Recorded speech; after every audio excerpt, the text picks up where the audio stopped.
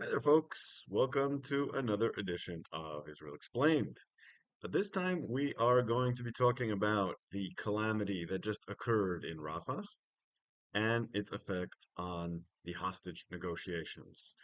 Um, so let's start first with what happened yesterday. There's been a lot of rumors and conspiracy theories and disinformation out there from both the Israeli side and the pro-Palestinian side.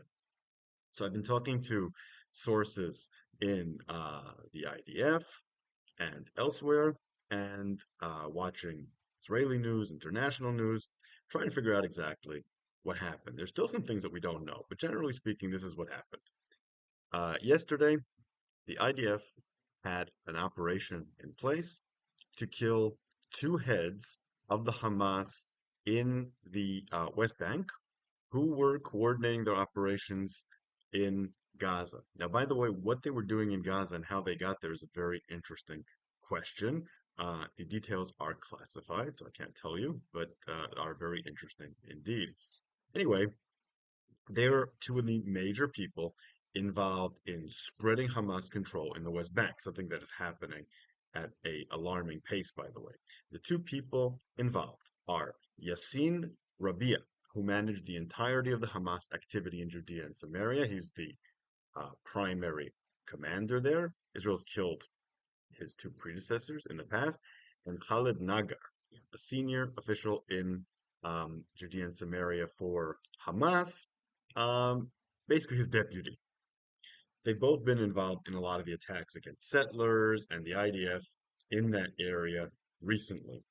Now, in order to scout out this kind of targeted assassination, Israel sends in drones in advance to circle the target, get an idea A, that the targets are there, B, that there aren't civilians that you don't want to kill around. This was done in this case as well, and according to what we know so far, that was done successfully. The attack took place in Rafah, not in the Al Mawasi area, even though that's what some people assumed when they saw that tents were caught on fire. The attack was successful. The two individuals were assassinated, but for reasons that are still not completely clear, about 50 yards away, tents caught on fire or exploded after this attack. That does not usually happen at those distances, although there's always a risk when civilians are this close to an attack. And that's why many in the IDF believe that some explosives that were located near the tents or under the tents or in one of the tents may have exploded as a result. Sometimes an explosion nearby causes a secondary explosion. That explosion causes casualties. Either way, the killing of those two Hamas terrorists and the tragedy that occurred in Rafah are linked. They're products of the same attack. There's no question about that. The chain of causality between the two isn't exactly clear, but it did happen immediately as a result of the attack. It's not some sort of premeditated false flag attack by Hamas, but it may have been Hamas explosives that exploded. As far as we know, so far, there are 40 civilian casualties among them. This is confirmed by the IDF, and many children. The videos of the atrocities that you may have seen are some of the most chilling and disturbing of the entire war, and that's really saying something. And they're real. I've had this confirmed by multiple sources. Unfortunate, but true. And that's one of the reasons there's been a lot of public relations fallout. And I have found the footage to be incredibly difficult to watch and very upsetting. The reaction to this has been very severe in a lot of quarters, especially the EU.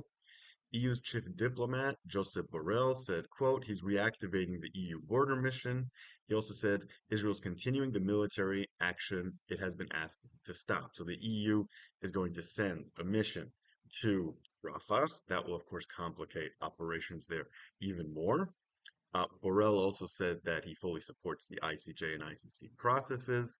He even swiped at Netanyahu, saying that when he attacks the courts, it seems that Anyone who does anything that Netanyahu doesn't like is accused of being an anti-Semite. The United States has had a pretty reserved reaction to this. This has put the United States in a very difficult position. On the one hand, they talked about red lines in Rafah and so on and so forth. Then later on, they said that Israel was evacuating civilians well, which it was. So now they don't really know how to react. Their policy on this has changed. It feels like it's constantly flip-flopping. They don't want Israel to lose in Gaza, but they don't want to allow civilians to get killed. They're really trapped between a rock and a hard place on this matter. So far, they haven't reacted. They said that Israel's investigating. They trust the Israeli investigation. By the way, the IDF is appointing an independent investigation to this, but it's independent in the IDF. So it's um, their own investigators who are not beholden to the chain of command. How much traction that will get internationally, I don't know, but that's what they're doing. I could say the people who are doing the checking are trustworthy, in the sense that I trust them, but I don't think that will convince the international um, community. Meanwhile, an Egyptian soldier was killed today on the border. There was an exchange of fire. Israel initially said that Egypt initiated it. Egypt said that Israel initiated it. Um, Once I started looking into this, the censorship, the Israeli censorship, clanked down on it. On the Egyptian side, their military censorship clanked down on it as well. So we don't know exactly what happened. But that's a good sign that the two sides are censoring it. It means they want to contain the problem. But it's no joke that an Egyptian soldier has been killed right now. The tensions between Israel and Egypt are the highest now that they've been since the 1979 peace agreement. Between the CNN story that they torpedoed hostage negotiations, between the sense in the IDF that they were not taking care of all the tunnels, which the United States agrees with. There's been incredible disillusionment with Egypt. There's also a lot of pressure in Egypt domestically to cancel the peace agreement. So this is an incredibly sensitive time. Hamas is watching all this with absolute delight. You've got the ICJ process, you've got the ICC process, you've got deterioration between Israel and Biden, Israel and the EU. And remember, the EU are Israel's main trade partners. So a lot of supporters of Israel say, who cares what the Europeans think? Well, the Israeli economy cares what the Europeans think. And the deterioration of relations with Egypt to the point that it's threatening the peace agreement. Hamas is also watching events taking place within Israeli society, where the protests for the hostages are getting larger and larger, and the belief among the Israeli public in the war effort is getting smaller. And also, at this point, as we'll discuss, a vast majority of the Israeli government wants to end the war, or at least wants hostage deal immediately. What Hamas feels is that they're winning the war, not through military means, but through public relations means. We've gotten used to thinking that if Israel offers an end to the war, it can get the hostages back. But that has become something of an antiquated paradigm. What I've been seeing for a while now is that Hamas is losing interest in a deal. Whenever people are getting close to a deal, they raise the price. Now, of course, that's an attempt to extract more concessions out of Israel. But I think it also shows a increasing lack of interest because they see that the trend in the war is going with them. And indeed, after this attack, a Hamas official said, "We will not renew the negotiations due to the attack in Rafah." Their line is getting harder and harder. But Israel, in the meantime, their line is getting softer and softer. According to Channel 12 News, the Israeli government has made a new offer for Hamas, as Hamas was saying that doesn't want to talk anymore. It crafted it after intense talks with the US, Qatar, and Egypt, after long, excruciating talks in the cabinet. It targets the main sticking point, which is the end of the war and the day after. Now, the details of this offer are under serious censorship, but a source told Channel 12 News that, quote, It goes towards Hamas on that point, the point of ending the war, more than ever before. And why is that? It reflects a broad consensus in the small cabinet where decisions are actually made, which excludes Ben-Gvir and Smotrich, but it includes many Likud members, and it includes Aryeh Deri and others. The two holdouts against that position were Netanyahu and Dermer, but in the last 3 days, Dermer, especially after that video of the female soldiers being taken captive, had changed his position. All the heads of the security forces also believe it's time to make a deal and get the hostages out. Only Netanyahu remains a holdout on this matter, and he's softening on it as well. He expanded the mandate of the negotiators and has agreed to the latest offer. But as Israel is softening, as I said, Hamas is strengthening its hand and saying they're not even going to bother to negotiate. They're overjoyed at the developments. Remember, Hamas doesn't care about how many terrorists are killed. Hamas doesn't care about how many civilians are killed. Hamas doesn't care about the welfare of anyone. The only thing that they worry about is hurting Israel. For years, the Israeli government and the Israeli security services were fooled into thinking that what Hamas wanted was to govern Gaza. That's why there was a paradigm that had developed. The real problem is Islamic Jihad. It's not Hamas. If we give them money, we can stabilize Gaza, and so on, so forth, because of a false conception that Hamas wanted to govern more than it wanted to hurt Israel. That has been revealed as a total lie or a total misconception. October 7th showed very clearly that rather than wanting to rule Gaza, Hamas's main goal is to hurt Israel as much as possible. Nothing has hurt Israel more than this war. What happened in October 7th was very minor in comparison to what Israel is doing now, tearing itself apart internally and destroying its external legitimacy. Already, the amount of damage done to Israel's international standing seems irreversible. Every day the war goes on, new things happen, deepening that hole. The bargaining position of the two sides reflects the balance of power.